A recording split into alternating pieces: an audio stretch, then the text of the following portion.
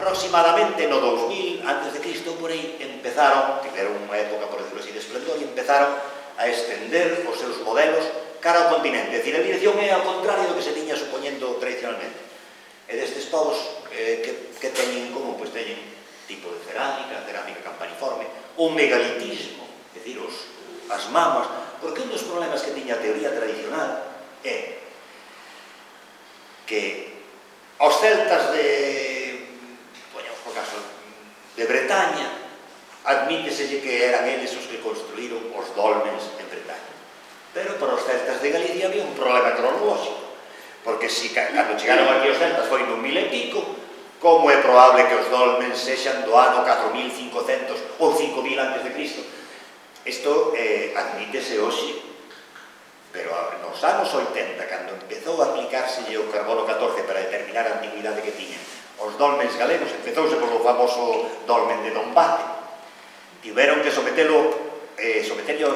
as pedras do dolmen de Dombate 8 veces o carbono 14, porque das 7 primeiras probas os resultados que lles daban eran de máis de 4000 anos de antigüidade.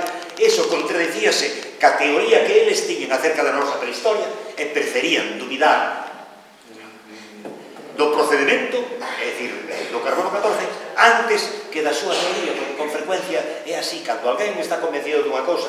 Hoxe en día, por exemplo, a visión que hai da prehistoria de Europa nas universidades e por aí, se non cambiou xa antes, é porque hai xente que se dedica a eso, son especialistas en explicar eso. Como van decir todo isto era un invento? Entón, pero xa digo, está cambiando a visión da idea que se tiña da prehistoria lingüística, e entón o que se pensaba que aquí eran cousas que non está claro se eran celtismos ou non eran, pois claro que son, pero celtismos tan antigos que non teñen aínda as características do que logo vai ser o protocelta que dá lugar ao celta da Galia e máis das Illas Británicas. Todo isto, bueno, xa isto que se alguén ten curiosidade pode consultar esa página que se chama continitas.org, onde hai textos sobre estas cuestións en diferentes linguas, en francés, en inglés, en portugués, en galego, e hai algún tamén, xa digo, está cambiando o catedrático de indoeuropeo da Universidade de Salamanca, Francisco Villar Liébana, que era algo así como o pater do indoeuropeísmo español, do indoeuropeísmo ortodoxo, é dicir, da visión tradicional que se tiña. En canto se xubilou de Salamanca, empezou a cambiar de opinións. Hoxe en día é un colaborador asiduo na revista de Mario Linei, de Cuaderni de Semántica, se chamase a revista deste italiano que está poñendo toda a prehistoria lingüística de Europa. E xa digo, son poucos os paleolingüistas, xente especializada en linguas antigas, que non estea nestes anos, estea abandonando as visións tradicionais e optando por esta nova cousa. Logo, se ven o caso de teño máis, pero tampouco.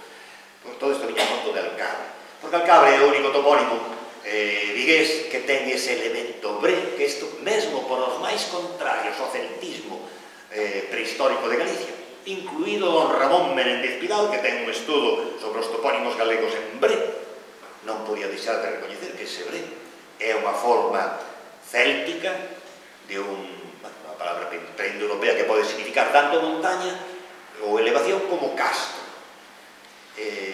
É a mesma palabra que en alemán deu por unha banda Berg en alemán é monte, e por outro lado Burg, que é cidade, e que os topónimos que teñen esa terminación bre en Galicia normalmente son castros, é dicir, que significa este bre, probablemente castro, e esa terminación bre coincide con outro elemento que ninguén discute, que é un nome dos celtas, que é Briga.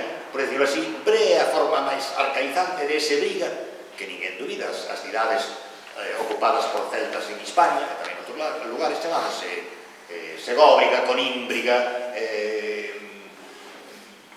tiene esa terminación briga, miróbriga. Os habitantes de Ciudad Rodrigo chamanse mirobrigenses, que era miróbriga. Bueno, pois ese briga témolo en unha forma ainda máis antiga que briga neses topónimos galegos que terminan en bre, cerca de un centenar só. O de Alcabre tende anómalo que a vocal previa é unha alcabre, cando case todos os demais son formados a partir de un primeiro elemento masculino, de maneira que é obre.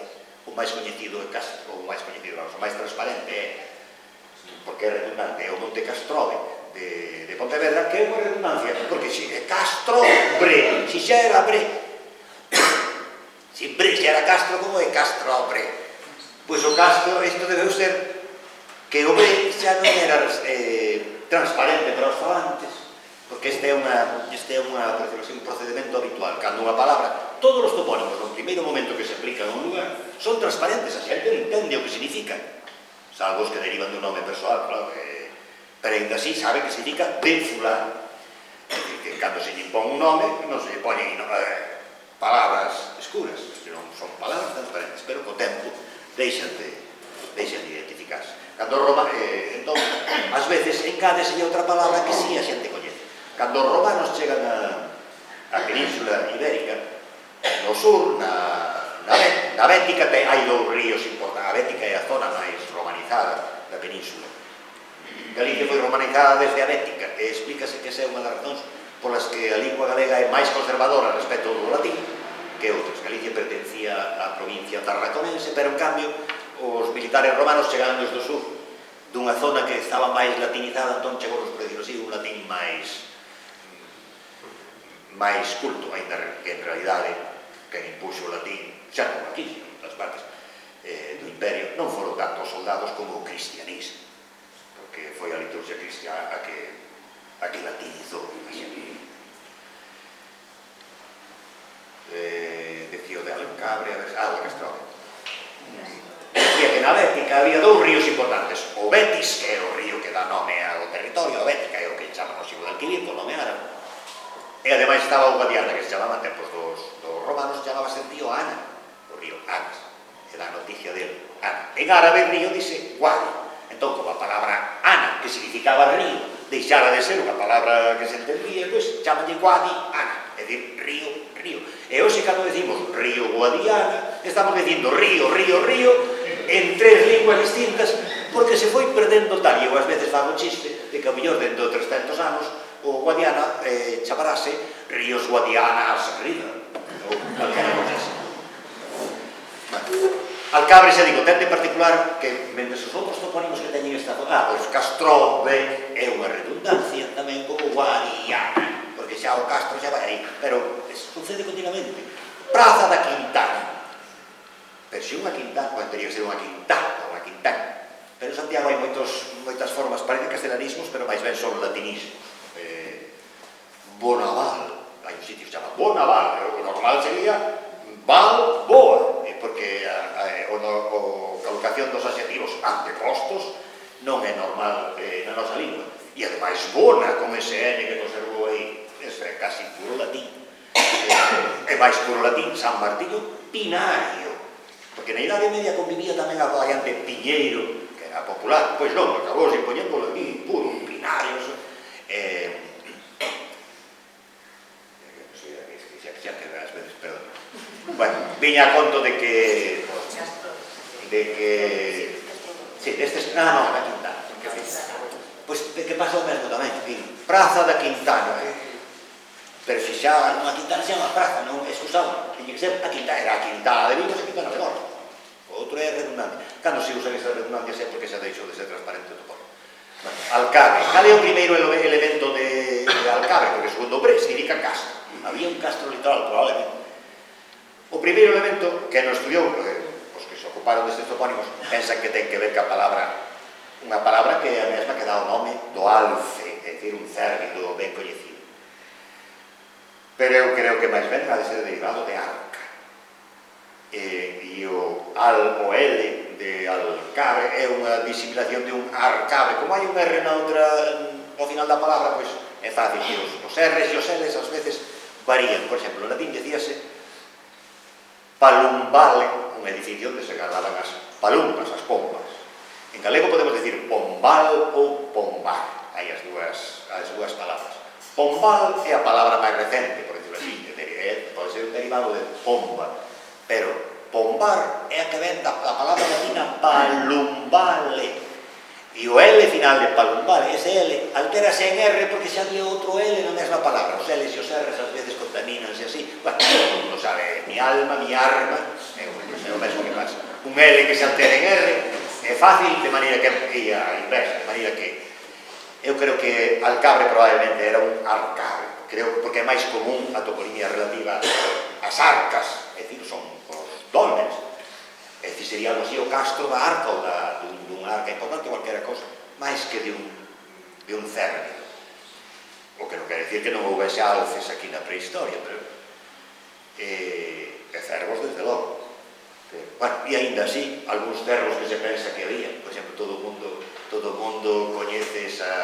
Chamanlle a cabo os propios portugueses, que non lle sei moi parecido, pero ese cervo que teñen alá no monte, en Cerveira, que teñen alá arriba, pois ese cervo está posto aí pensando que a vila que hai abaixo, Cerveira, Vila Nova de Cerveira, bueno, Cerveira, é un derivado de cervo e agora pois parece ser que non, que pode ser, pero é probable que teña que ver, que sexa un hidrónimo, que teña que ver co río, que este emparentado co nome, non sei se alguén coñece, hai unha aldea que se chama Servia, en Rois ou por aí, ou que teña que ver con, bueno, que non sexa de cerros, territorios seseantes, un cerro e un cervo, confundimos.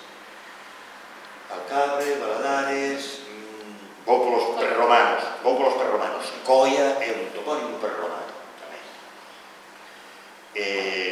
Colla problemático porque, primeiro, cando ten pouca forma fónica, dúas sílabas nada máis, e non temos documentación suficientemente antiga que nos dea pistas. Colla tanto pode ser unha forma emparentada con collo e semellantes que fan referencia a pedras, como unha forma emparentada con cova e con concavidade. Mentras non teñamos documentación máis antiga, é difícil de pronunciarse por unha ou pola outra. En calquera caso, é un topónimo prerromano, é dicir, ten máis de 2000 anos de antigüidade. Porque cando se fala de toponimia prerromana, non sempre a palabra Carballo é unha palabra prerromana. A xente aquí chamaban aquelas árboles, chamabanlle Carballo, como fose, os romanos chamabanlle Rómulo, e durante un tempo conviviron os dous nomes. Hoxe temos lugares que se chaman Carballedo, por exemplo, e lugares que se chaman Reboleda. Os dous fan referencia que existían as mesmas árboles. Pero o Rómulo, que é o que dan castelán roble, que ven do latín, ese non sobreviviu, e sobreviviu únicamente a palabra prerromana, Carballo, a xente que comúnmente chamalle Carballo os Carballos. Pero que un lugar hoxe se chama Carballo non significa que ese topónimo teña 2000 anos de antigüidade, a pesar de que o nome é un nome prerromano, entendese, non?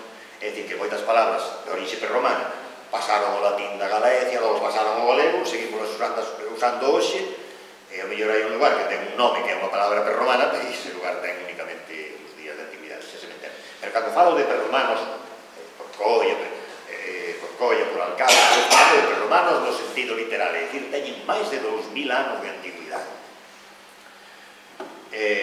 Zamáns, outro prerromano.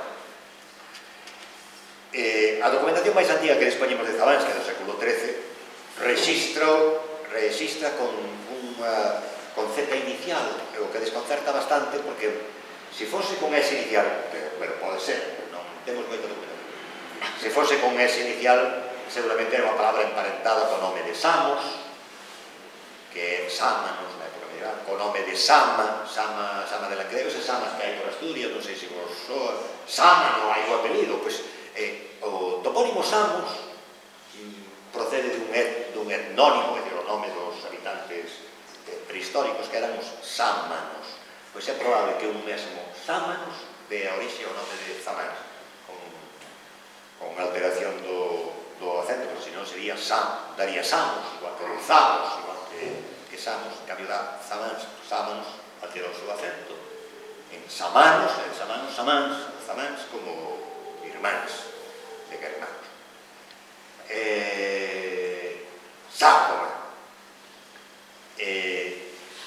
Sárdoma, por decirlo así, é o topónimo do Val, porque creo que se sabido Sárgoma é o antigo nome do río que hoxe se coñece máis comúnmente como Lagares.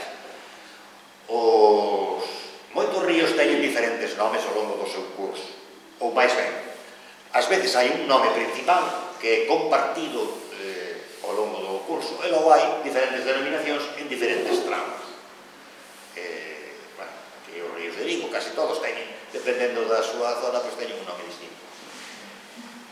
A hidroliña, é dicir, os nomes dos cursos fluviais, é a toponimia que máis sobrevive ao longo do tempo. Todos os ríos importantes de Galicia son todos prerromanos.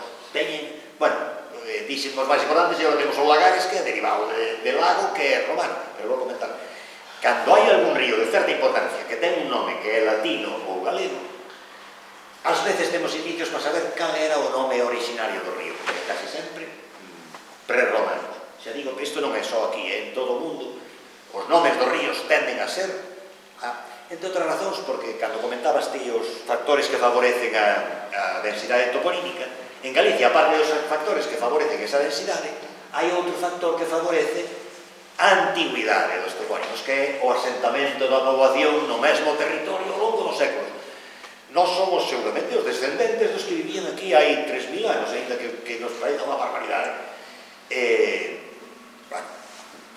As achegas de xente de fora deben ser mínimas, é dicir, non son, a pesar do Camiño de Santiago e a pesar de tal, basta con examinar os apelidos galegos, é dicir, que non hai, porque outros territorios, imaginade, por exemplo, o centro da península, onde o avance dos reinos cristiáns na Idade Media cara ao sur foi renomeando moitas localidades, conquistaban un sitio que se chamaba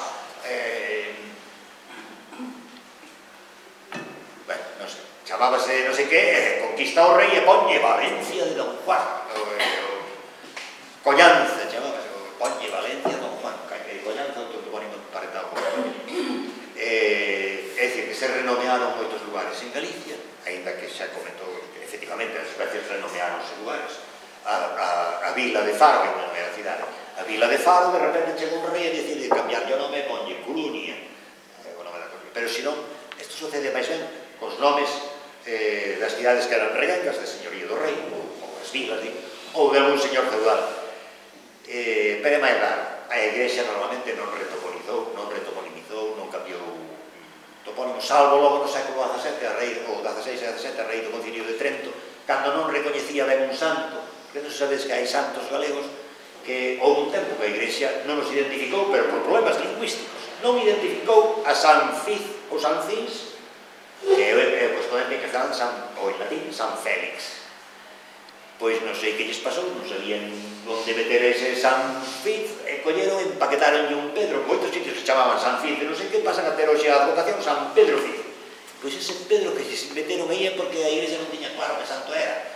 Os amaros, isto supoño que alguén de vos coñecera, Amaro, que era un santo tradicional galego en Portugal, Amaro, pero tamén en Castelán existía Amaro. Pois curiosamente, a Igrexa galega do século XVI non acababa de saber onde meter ese santo, e empaquetoulle San Mauro como se fose a súa traducción, que non ten nada que ver, son dous santos distintos, e se alguén foi a Romaría de San Amaro en Parlla de Mera, non sei se alguén do Concello de Mondarí, sacan aos santos e vai diante un vestido de romano, porque segundo a lenda, San Amaro era un soldado romano, e San Mauro era un bispo. Pois sacan o santo, o de diante vai vestido de militar, e logo ven o outro detrás coa cousa de bispo e calitra. Pero que pensa a xente con ese santo tan multiforme? Pero pensa, bueno, tanto era novo, era soldado, e cando era vello foi bispo, como ese santo que teñen en Valladolid, como se chama San Palemón, que quen se conservan o cráneo de cando era neno, o cráneo de adolescente e o cráneo de cando era sí, xa me estou más estou con Saldo Saldo é o nome antigo do río que chaman os Lagares. Chamamos Lagares por decisión municipal, digamos, porque foi precisamente o Concello quen consolidou esa denominación que correspondía a unha parte, a parte final do seu tramo. O nome era Sárdoma. Con moita frecuencia, os nomes tienen Sárdoma, é un derivado de Sar, é igual o nome do río Sar, esa raíz Sar, que significa auga, ou tamén pode significar sal, a palabra sal tamén ven de aí. A palabra é sal, os ingleses din sí, estes que empezan, nas linguas onde teñen para decir mar, unha palabra que empeza por sa, é desta raíz. Pois o sí dos ingleses, e o sal noso, e o sar, pero o nome da sardiña tamén, o nome da xarda, moitos peixes teñen un nome que é un derivado de auga, ou da auga. María que sardiña e sárdoma están emparentadas. Pois sárdoma significa algo así como río grande, porque esa terminación oma é un coñecido superlativo, era o río grande do Val. Que é o que nos, xa comentei antes, a documentación antiga faemos saber que era o nome do río Gales era Sárdoma, os documentos chaman así sempre. Pero se non nos soubésemos, bastaríanos saber con que bastaríanos para sabermos que un afluente que ten en Cabral é unha zona por onde pasa ese afluente, chamase Sardomela, non sei se hai alguén de Cabral. Porque é moi habitual que os nomes dos ríos teñan unha forma diminutiva para chamarlle o seu curso alto ou os seus afluentes. Unha forma diminutiva, unha forma derivada. O río Tambre, Támara, ten varios afluentes que se chaman Tamarela, un diminutivo de o río Sarela é ben coñecido, estou buscando outros oficios. O río Avia ten un afluente que é o Avión, acaba en on, parece un aumentativo, é outro diminutivo, porque é Aviolo, o Avia pequeno, non ten nada que ver cos avións, a pesar de que cando chegou a democracia, creouse unha comisión de heráldica ou algo así para asignar os escudos municipais aos concellos. Neste concello, mentre esta comisión non resolveu a cousa, inicialmente propoñíanlle un avión. Luego, como teñen ali un microaeroporto, non sei se é sabido, porque construíron un microaeroporto para que o señor Raña veña desde México a súa aldea sin ter que pasar por Santiago. Outro das... Sárdoma é o río Grande. Sardomela é un afluente que ten este sempre sucede así, cando un río de certa importancia ten un nome que é latino ou é galego, ás veces hai indicios nas posibilidades que nos indican cal era o nome prehistórico. Deixame ver se non esquezo ninguna. Mellor que dou, é que non tiño ninguna lista. Candeán vendo un nome persoal xermánico, Candilania, un nome, é dicir, iso quer dicir que Candeán é un topónimo nacido a partir do século V ou VI, é suevo ou posterior. Moitos nomes suevos terminaban en A, ou tiñan ese sufixo ila, que é un diminutivo. A xente tende a dicir Atila, este era dos hunos, pero tiña unha lingua xermánica e o nome tamén era xermánico. Tende a dicir Atila, máis correcto sería Átila, porque era o sufixo ato, pero bueno, dice Atila, pois este de que chamábase Cándila, e non Candila, Fruela ou Froila, non Froila, esa terminación ila propia dos nomes hermanos. Lavadores fai referencia ao oficio de lavar, é o que se chama un topónimo de oficio. Curiosamente, Iván Sastai, cando fixo o traballo, desconfía de que poida ter ese significado. Ele recoñece que existen outros paralelos, hai unha parroquia no Porto que se chama tamén Lavadores, que é ben coñecida, hai documentación antiga. O desconcerto de Iván Sastai que era un oficio fundamentalmente feminino, co cal é contradictorio o topónimo. Non entendo como non se decatou. É que lavadores é tamén feminino na época medieval. Eran as lavadores, do mesmo modo que se di miña señor, porque a terminación or, na época medieval, non tiña un feminino en hora, era só or, é dicir, se quen lavaba, as lavadeiras, o quen fose, que caracterizaban aquel lugar, era xente que lavaba, serían mulleres, pero lavadores era un termo común. Non sei como non caeu se está aí, entón é dubidoso que se refira a xente que se dedica a lavar por conservarse en forma masculina, é que non é masculina, é tamén feminina. Matamá é un composto de mata e o adxetivo mala. Cando se aplica este adxetivo, o de mala con moita frecuencia é dificilmente transitable, quer dicir. É dicir, que non hai bons camiños para atravesar ou tal. Cando é unha mata, é dicir, un bosque, porque mata é bosque, é palabra que sobrevive, mata, mato. Pensábase que era unha palabra prerromana, ahora pensase que é unha palabra... O latín non a tiña, no latín que nos coñecemos, pero tamén existía en latín porque seguramente materia é un derivado desa palabra mata. A palabra materia, que nas nosas linguas dá madeira, en orixe é o que se extrae da mata. Moitas outras linguas teñen unha mesma palabra para significar bosque e significar madeira. En inglés ou en francés teñen a mesma palabra para as dúas cousas. A ver, precisamente de Navia é ben coñecido, é un hidrónimo prerromano. Navia é coñecidísimo porque, ademais, hai unha divindade, unha deusa das augas, unha divindade das augas, que leva ao mesmo adxetivo. Bueno, significa da auga. Está emparentado coa palabra nave, que significa tamén concavidade, de maneira que, ás veces, cando temos unha palabra derivada de nava ou de nave, non sempre temos claro se refire ao curso fluvial, ou a proximidade da auga, seguramente a mellor é xa a auga do mar, ou se é unha concavidade no terreo. Eu apelido ben Navaza, o meu apelido ben dunha aldea que se chama así, que está metida nun fondal, é unha nava. A ver, vai dicir Beade ven de nome persoal, dun nome persoal Beatus. Como a documentación permite saber en que época estaba de moda ese nome, sabemos que o nome Beatus foi utilizado entre o ano aproximadamente 800 e o ano 1000, e a partir de aí deixou de utilizarse de maneira con casi seguridade. Beato era o nome que tiña, por exemplo, o autor dos comentarios do Apocalipse do mosteiro de Liébana, por eso lle chaman beatos a eses os libros dos comentarios do Apocalipse. Pois tamén viviu nesa época de finais do primeiro milenio, e é probable que o nome de Ade, un individuo chamado Beatus, era señor do territorio, ou era o fundador, por decirlo así, o señor local, e deixou unha vila beata e unha vila de tal beato, beata. Benbrive é ben coñecido de Benevivere, que quer dicir vivir ben. É o que se chama un topónimo augural. Poñen o nome ao sitio antes de ir a instalarse ali para que dé a boa sorte. Son topónimos destes de boa como outros benvibres que hai por aí adiante.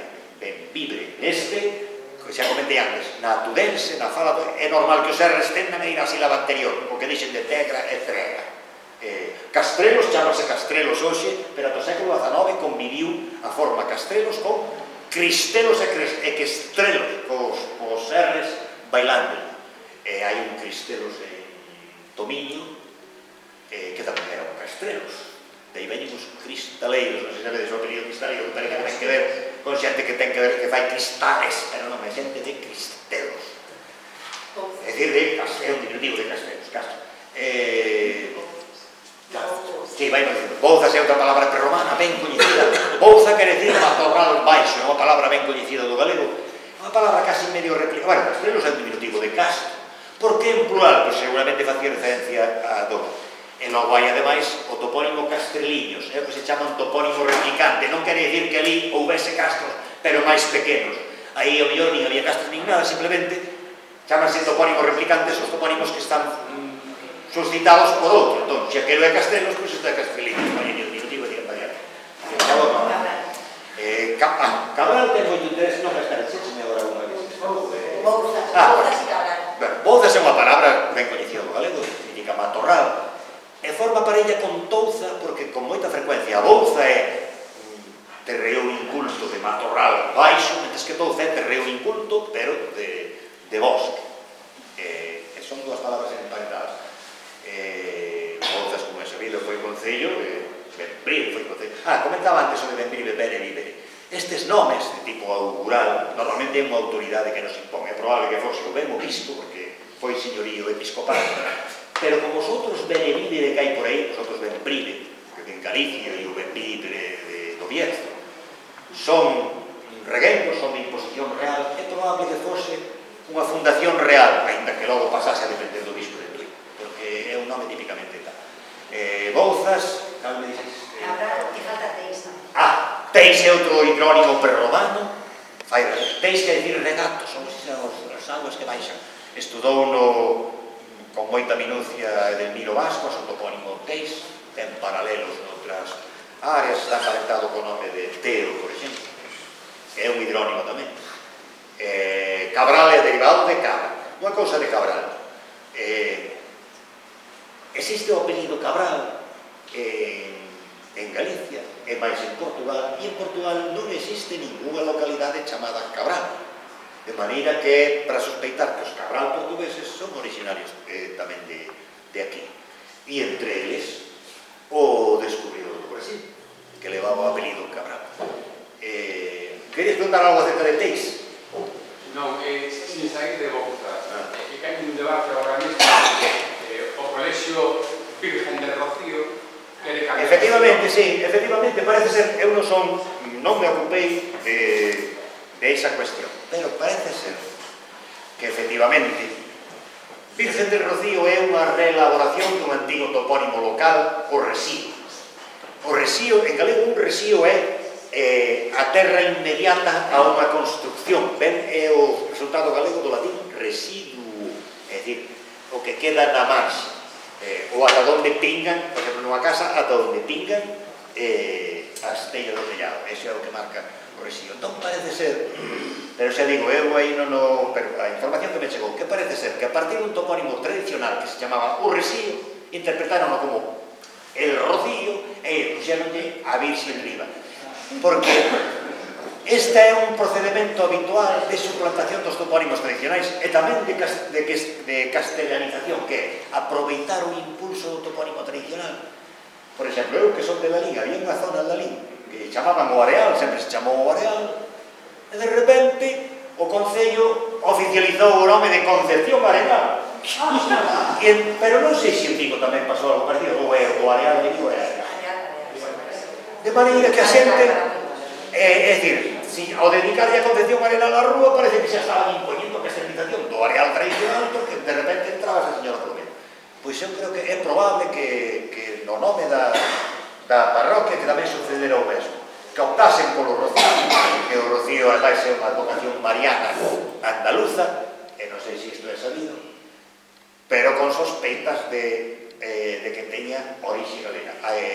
Andalucía occidental foi conquistada por galegos, non sei se é sabido, se sabe, Sevilla foi tomada por galegos. Hoxe collemos a guía telefónica de Sevilla, está chea de apelidos galegos, están ali desde o século XIII, porque ademais, cando chegou Fernando III, cando tomou a cidade de Mouros, como se decía daquela, tomar a cidade, logo fixeron o que chamamos repartimientos entre os militares. O noso trovador, pero amigo de Sevilla, participou nesa toma, por eso leva ese engadido de Sevilla como honorífico, porque participou na toma. O arcebispo de Sevilla actual, apelídase Amigo, é un apelido galego, a mellor era parente de Pero Amigo de Sevilla.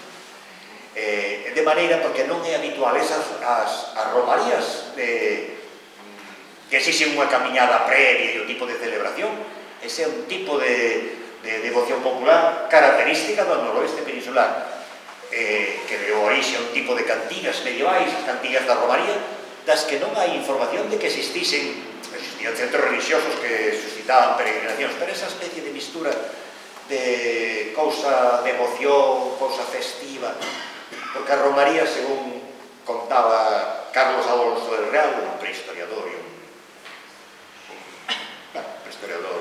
foi profesor de Santiago, a Romarías en Galicia parece ser, pensaba, dicía que tiñan unha función de fomentar o intercambio xenético, porque dada unha poboación tan dispersa e tan autosuficiente, tan autárquica, había certa tendencia a endogamia, e iso provocaba, sabido. Entón, digamos, créase unha institución para que se traten as mozas desta parroquia cos mozos de dúas parroquias máis alá e que non anden todas.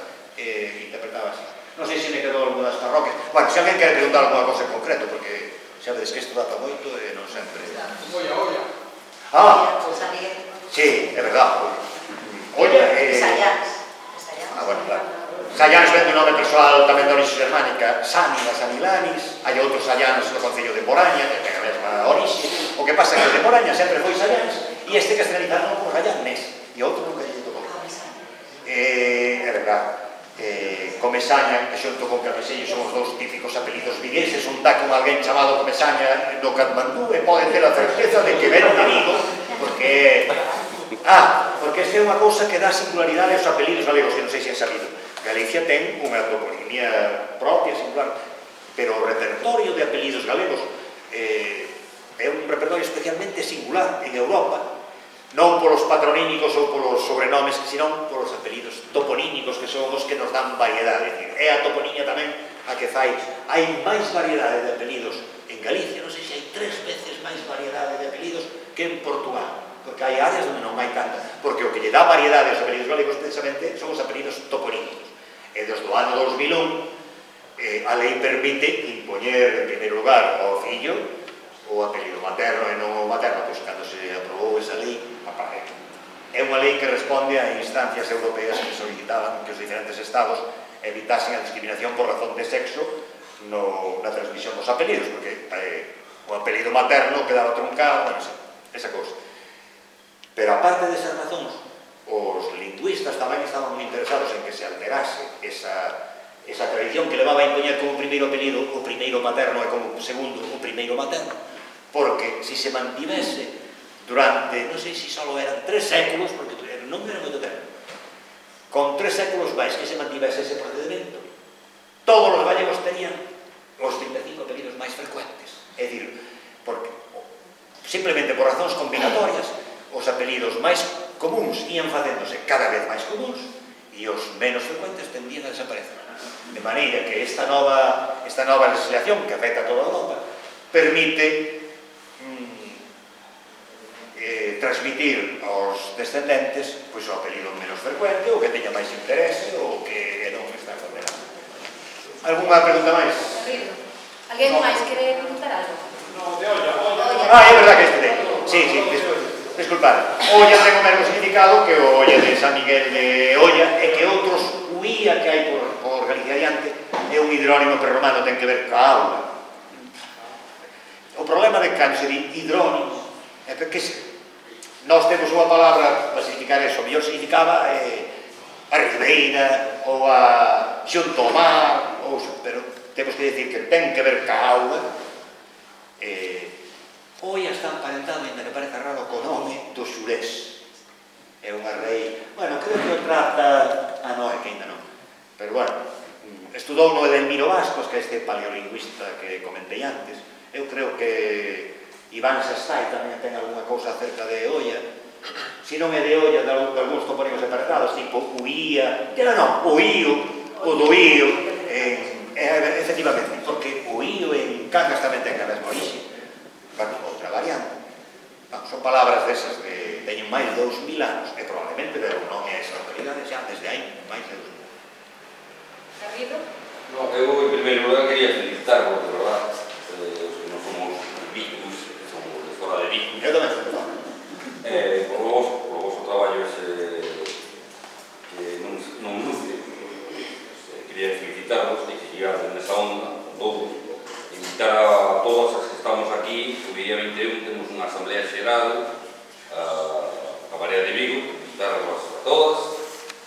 E en terceiro lugar, que cando haxa máis avances, estades invitados, a esta debate. Hai unha cosa que me preocupa por aquilo de recuperar a memoria, pero de toda a memoria, que as culturas modernas tenden a descoñecerse. Que papel xogou neses traballos que está facendo ou debería xogar a escola, que é fundamentalmente a nova xeración? A nova xeración, rapaces, que van a... O traballo de campo fíxose o traballo de campo que fíxose in situ, os informantes foronse buscar as súas casas, de maneira que a escola creo que pouco interveu, non sei se eu de maneira indirecta cando estaba traballando con Lorena Carrasco na toponimia de Beade, como a miña muller traballaba no Instituto de Beade, eu ás veces dúbidas que tiña sobre alguma cosa concreta e las sometías a consulta dos alumnos e logo chegaban a mí, pero en principio a escola non interveu, non sei... O que se está intentando é, intentábase, porque agora non se poden levar actividades aos centros de ensino, é precisamente facer que a xente moza coñeza a toponimia, entenda a toponimia e demande ademais información sobre toponimia. Que se facía entón? Facíamos obradoiros onde, por exemplo, llevábamos actividades como pintar os topónimos, como xogar, como crear poemas, como narracións a través dos topónimos. Sobre todo a través dese curso que fixemos entre distintos concellos, o que detectamos foi entre 10 e 12 persoas que empezaron a formarse para recoller toponimia, para poder investigar un poquinho máis no campo da toponimia. E dai saiu xente moi interesante, porque eran biólogos, eran historiadores, xente incluso no paro e demais, eran xentes forestais. Entón, con todo ese coñecemento que tiñan, fixemos uns obradoiros que levamos aos centros de ensino que se chamaba Topoque. Entón, aí na escola houve centros de ensino, logo damos, hai variedades, non? Pero había escolas que se empezaron a facer o traballo nas súas propias parroquias. Entón, demandando información a vos, a boas, e se iban recollendo, e sí que había colexios que mandaron información de xa. Por outra parte, que antes mencionaba, por exemplo, Marga, hai asociacións veciñais moi preocupadas, como a de Navia, e a recuperación toda, e andaba por aí Amador e demais, a recuperación da toponimia en Navia foi moi importante. Se vou comentar unha cousa, porque non sei se a coñeceu.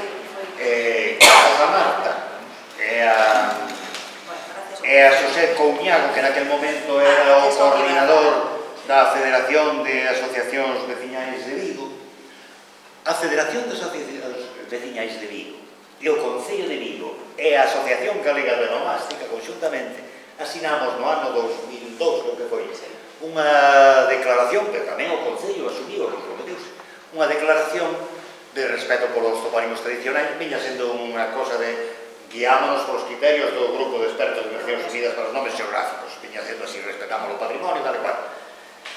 Fíxose esa declaración cando se estaban iniciando as obras do Pau de Navia, porque para que non se impuxeran topónimos de repertorio, todo tal, ali se recuperasen os topónimos que había, é dicir, que se a rúa principal de Navia se chama Teixugueiras foi precisamente por esa recuperación, non sei que outros detalles. No, e aparte que esa solicitude foi aprobada polo Pleno do Concello de Vigo, que eu saiba, ainda está vixente, que eu saiba se pasa moitas veces, porque hai o que se die que toda aquela denominación nova de o viario, pero incluso tamén infraestructuras, teñen primeiro, antes de que nomearse con nomes honoríficos, valendo a redundancia, ten que se saber se se agocha un topónimo tradicional. No caso de se agochar un topónimo tradicional, ten que prevalecer iso. É un acordo polo Concello de Vigo, pola unanimidade dos 27 concelleiros e concelleiras, fora unha emenda unha moción que se levara e que se aprobara. Bueno, creo que eso, que en casos como o de as apertas, que eso sí que se conseguiu, non? Ainda daquela maneira. Efectivamente, lo de Peniche. Único aquí que se perdía, e dicir, bueno, que esos son os informes, os que tal, que nos facemos tamén a Lei de Patrimonio de Galicia, e a máis agora engadido, considera a toponimia como un ben. O Estado español ratificou o de a UNESCO. Entón, se para unhas veces queren ser Estado español Galicia e o Concello de Vigo, tamén para... O Estado español, se vou comentar o da lei, porque efectivamente a lei chamase Lei para la Salvaguarda del Patrimonio Inmaterial Español. É a única legislación do Estado que inclúe de maneira expresa a toponimia como un ben que debe ser protegido. Creo que somos os galegos que debemos felicitarnos de que figure iso, porque esa é unha lei que se montou fundamentalmente por parte do PP para defender a tauromaquia naqueles territorios onde ou os concellos ou as comunidades autónomas legislaban contra os touros. Como nos chegou a información de que se estaba, porque eles non querían facer unha lei de defensa da tauromaquia, que era demasiado tal, entón unha do patrimonio inmaterial. Pero pero apenas trataban, era dos costumes e de non sei que, ni se apoyaban nada. Entón, por sorte, nós informamos de que estaba no Parlamento redactando esa cousa, enviámoslle toda a información do Grupo de Expertos de Nacións Unidas e todo iso, da UNESCO, doutros países que o asumiron, porque existen países que teñen unha legislación modélica, por exemplo, en Quebec, e será no Canadá, pero especialmente en Quebec, porque o presidente do grupo de expertos de Nacións Unidas para os Nomes Geográficos era un canadiano, este que decía, que trouxemos en Santiago, que comentei que vendo o mapa xa notaba onde estaba o casco histórico e a especulación. Pois, como ele era de Canadá, conseguiu convencer o goberno do Canadá para asumir os criterios dese grupo. Entón, no Canadá, para impoñerlle o nome a unha rúa, un nome dunha persoa, creo que teñen que pasar 30 anos da morte da persoa. Non pode haber oposición de máis de un 15% dos veciños que vivan nos alrededores. Hai que presentar un expediente que demostra que non se sepulta ningún topónimo tradicional. Basta con que haxa un topónimo tradicional, ainda que sexa feo, é dicir, ainda que, porque ás veces a xente ten, e iso tamén me gustaría insistir neste detalle, pero como os prexuizos afectan a xente tende a parecerlle feo, ao mellor ou bonito, un topónimo, pois moitas veces tende a parecerlle o tradicional, como é galego, non lle concede valor, como é rural, é dicir, está manchado de todas aquelas cosas, non é urbano, é galego, son, ás veces son pero o que é interesante, onde criei, pero os políticos ás veces veno de tal modo que lembro agora no Concello de, non ten que ver con isto, pero é algo parecido, no Concello de Santiago pretendían tamén utilizar uns nomes, bautizaron unhas rúas con nomes políticos. Que rúas imos dar? Pois o primeiro que ven son, collen un listado dos nomes, as que xa teñen nome honorífico parece que xa están ocupadas, pero unha que se chama Rúa da Cancela de Abaixo ou Rúa de non sei que, esas son as que se poden, é dicir, como se xa estivese automatizado, onde hai un topónimo tradicional que ten pinta de ser tradicional, aí é onde podemos poñer un topónimo honorífico. É curioso, pero isto é unha cousa que eu creo que a xente seguido entende, non fai falta, para sensibilizarse no valor patrimonial dos nomes, non fai falta, é fácil convencer a xente, pero o que pasa é que moitas veces son prácticas favores debidos tamén. Sí, de favores, non sei se o debemos decir así, pero unha das asociacións que asinaron aquel convenio que se fixo para Navia foi a primeira en rompelo, logo solicitando que lle puxeran o nome do sogro do presidente entón, se se soubese como honrar a esa xente sin ter que sacrificar patrimonio, pois xa está. Mira, felicidades pola charla. Eu quería que falaras un pouco da microtoponimia no sentido do valor que ten desde un punto de vista ecolóxico, no sentido de darnos información sobre o pasado dos cultivos, do tipo de vida que se facía aí, e iso acabou en Vigo, e moitas veces nos dá unha referencia, sobre todo nesta época de cambio de climático, de invasión de especies, de non sei que, o tema de sobreira, carballal, carballeira, carrasqueira... E ás veces de plantas que ni siquiera son plantas... Por Galicia adiante, non sei se vedes, hai moitos lugares que se chaman nespereira. Pero estes que comemos, estas nésperas que comemos, nísperos que comemos, este néspilo japónica, isto chegou aquí hai 100 anos. Pois aquí había unhas, non sei se alguén coñece como son as nésperas doradas, a néspero yerbánico, porque en Portugal ainda os cultivan porque nos dan de comer os porcos. É outra árbore, que decir que ás veces temos o mesmo nome, pero é outra planta. A toponimia que hai relativa ao millo non se refire ao millo, refírese ao millo miúdo, o paínzo. Non é porque o millo chegou de América, o millo que tanta importancia ten na nosa paisaxe, en cambio non chegou a arraigar na paisaxe toponímica porque chegou demasiado tarde, por decirlo así, era unha cousa... Pois claro que a microtoponimia ten moitísima información, e antes se comentaba Xurxo.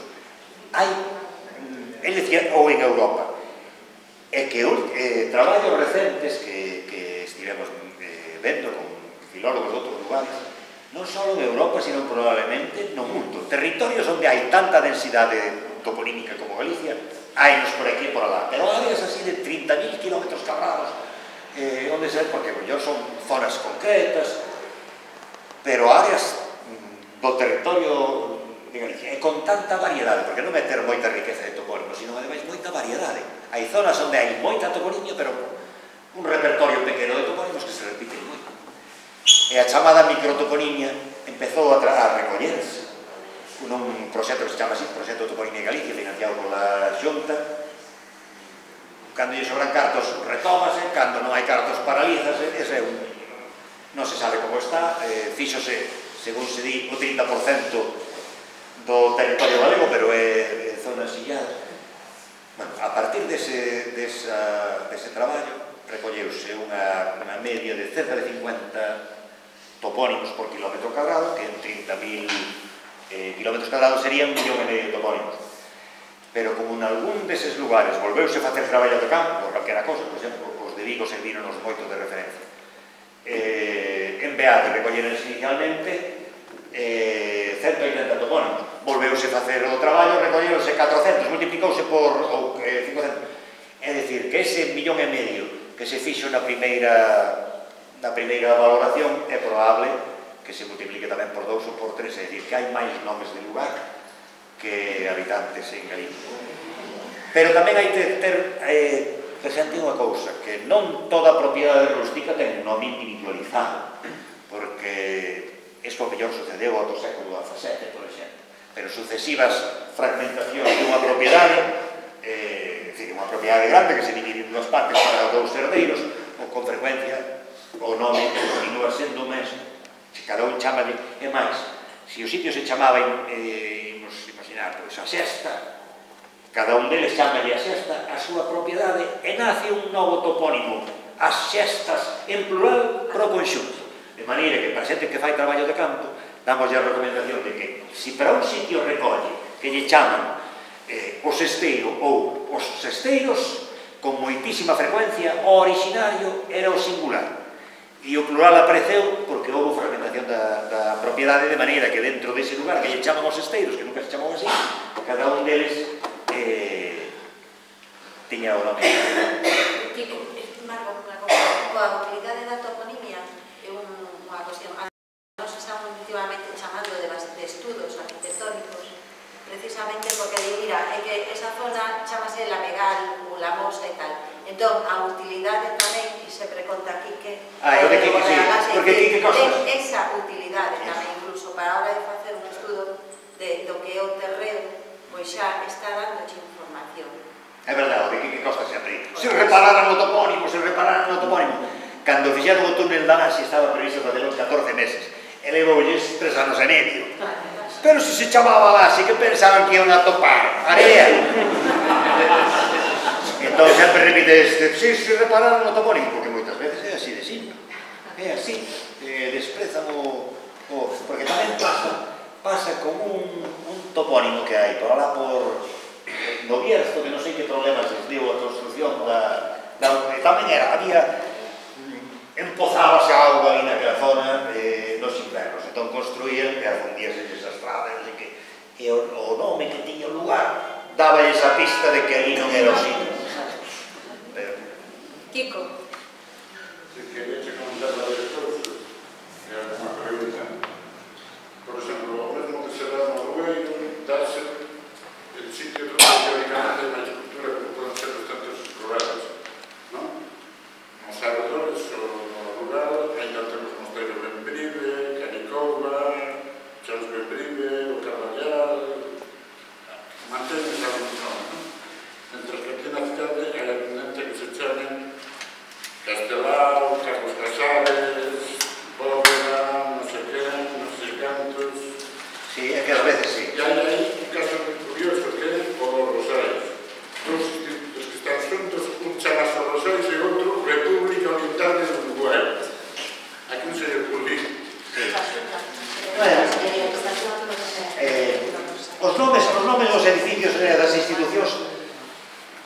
principio non é a toponimia tradicional, que non, prácticamente non tiene, entón, eu sempre prefiro que se manteña o topónimo tradicional para o nome de un centro escolar, ou o que sexa, que non, porque podría chamarse, como é, Coutada, ese tal, dedicado a fulano, como o que decía antes das rúas, que yo di, pero non que lle cambien o nome. Pero, aí non che contar a primeira, empezabas para poder a primeira, que era que empezaste comentando. ¿Qué queres preguntar? Que en sitios como esos se dan tamén os hospitales unha vez que está... Sí, sí, o de Álvaro Cunqueiro, sí. Que todo o mundo se chamaba Serrado, está Salmón, o Cunqueiro. É que creo que non lles importa os nomes, tanto de tempo. Aí houve unha proposta, porque onde están os terreos de Álvaro Cunqueiro, hai unha, está recollido aí, non me acordo tal, pero había a vizinhanza de Beade, dicía que había un regueiro, había un manancial de agua que brotaba dali, que a xente ia recoller esa agua porque decía que tiña valores medicinais, non? Entón dicíamos, e iso sí que foi, bueno, debe ser por levarse a contraria a Xunta, non máis, que solicitou o Concello de Vigo un informe e se lle pasou, pero era a Xunta que puxo o nome, pero sí que se solicitou e era o esta aí, agora non me acordo ben, pero bueno, a denominación de esas infraestructuras é a Xunta. Moitas veces, é verdade. Moitas veces fanse con boa vontade, fanse auténticas barbaridades. Vou contar unha anécdota porque non sei se alguén coñece en Santiago esa zona que queda entre a Choupana e Conxo, que urbanizaron nestes últimos anos moito. Parte das construccións levanos adiante con cooperativas de xente que construiu mediante cooperativas. Como eu coñecía a xente, os nunha cooperativa, Marilar Alexandre, esta xente, que formaban parte da cooperativa que construiu ali, eles mesmos dedicanos a recoller toda a toponimia viva dos terreos onde logo se construíron esas rúas. Presentaron ya ao Concello de Santiago para que utilizarse como nomes das novas rúas, nomes dese repertorio. Sobraban algúns que escolliesen os máis bonitos, entenderon así, o Concello pareceulle ben, xa parecía que a cousa ia adiante, e cando chega o día que veñe o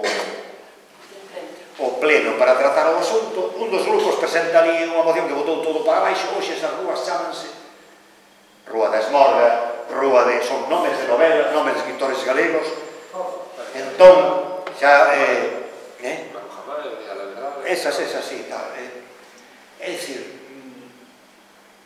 como se di, con boas intencións tamén se fan barbaridades. Victorino. Perdón. No quería chegar de historias de como o nome se impón o territorio. O caso que se dan simplemente a Rúa Pastora. Sí. Ten dous treitos separados por Techale González. O sea, hai un treito no que coinciden Techale González e a Pastora. E de seguir a operación da Pastora pasa a ser a Techale González. Despois te quería facer 4 preguntas. Terra de Turonio, terra de Turonio, terra de Torronio, como te chamarías ti? En latín aparece Turonio, o problema é en latín, pero claro, esa é a forma latina.